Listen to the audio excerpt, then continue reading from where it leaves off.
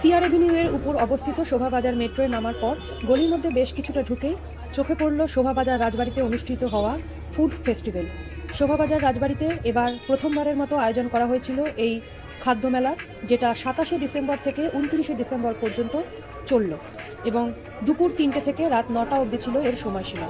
ভিতরে ঢুকতেই একটা রাজবাড়ির পরিবেশ আপনি অনুভব করতে পারবেন, আর এখানে ঢুকেই চা কফি এসবের বন্দোবস্ত ছিল, তবে এগুলো কোনোটাই কিন্তু কমপ্লিমেন্টারি নয়।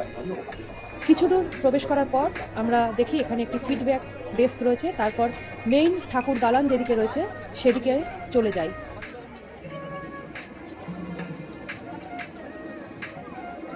এখানে বেশ অনেকগুলোই দোকান বসেছিল, তবে সেই অর্থে রাজবাড়ির বিশেষ ভোগ বলে কোনো দোকান বা রাজবাড়ির স্পেশাল মেনু হিসাবে যে কোনো দোকান সেরকম নয়। বিভিন্ন দোকানই এখানে এসেছিল, যেখানে আপনি বর্ধমানের মিষ্টি থেকে আইসক্রিম, তারপর সেই সাথে বিভিন্ন রকম শাড়ি, জামা কাপড় এসবের দোকানে যেরকম পাবেন, সেই সাথে বিভিন্ন ফিশ কাটলেট, ফিশ ফ্রাই এই সমস্ত দোকান, যেরকম ধীরেন কেবিন এই দোকানটি এসেছিল, তারপরে টেনিদার ভুরিভোজ এবং সেই সাথে আরও অনেক কিছুই ছিল।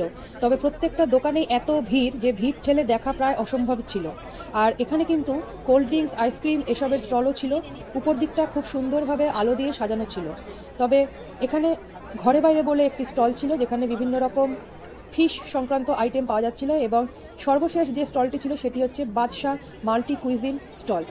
সেখানে বিভিন্ন রকম চাইনিজ কম্বো ডিশ ছিল, আর ছিল কাবাবের উপর 2 রকম ডিশ। Fried rice, chilli chicken, cold drinks combo ছিল, সেই সাথে ছিল chowmein, chilli chicken, cold drinks combo ছিল, মোমো, রেশমি কাবাব, এরকম বহুবিধ জিনিস, এবং সবগুলোই ভীষণ পকেট ফ্রেন্ডলি দামের মধ্যে এই কম্বোগুলো পাওয়া যাচ্ছিল। এবং এখান থেকেই আমি কম্বো ট্রাই করি, এবং এই দোকানটিতেও প্রচুর মানুষের ভিড় ছিল। এই কম্বোগুলো 150 টাকায় পাওয়া যাচ্ছিল, এবং এদের ব্যস্ততা দেখে বুঝতে পারছেন যে কী পরিমাণে এখানে এগুলোর ডিম্যান্ড ছিল। তবে এখানকার সমস্ত দোকানেই আপনি অনলাইনে পেমেন্টের অপশান পেয়ে যাবেন, কার্ড অপশান নেই, ইউপিআই সিস্টেম রয়েছে। তবে এবারের মতো এই মেলা 29শে ডিসেম্বরই শেষ। আশা করা যাচ্ছে আগামী বছর থেকে এই প্রয়াস শোভাবাজার রাজবাড়ির তরফে কন্টিনিউ করা হবে। তবে রাজবাড়ির এই প্রয়াস কলকাতার উপর বেশ কিছু জায়গায় মাইকিং করা হয়েছিল, আর সেই সাথে বিভিন্ন সোশ্যাল মিডিয়া অ্যাপ্লিকেশনেও তারা কিন্তু এটার প্রচার চালিয়েছিল। আর সেখান থেকেই এই শোভাবাজার রাজবাড়ির এই ফুড ফেস্টিভ্যালটা আমার নজরে পড়ে। রাতের ডিনারের জন্য একটা কম্বো ডিশ নিয়ে ঝপ করে আরেকবার পুরো মেলাটায় চোখ ঘুরিয়ে নিয়ে বেরিয়ে এলাম মেলা প্রাঙ্গণ থেকে।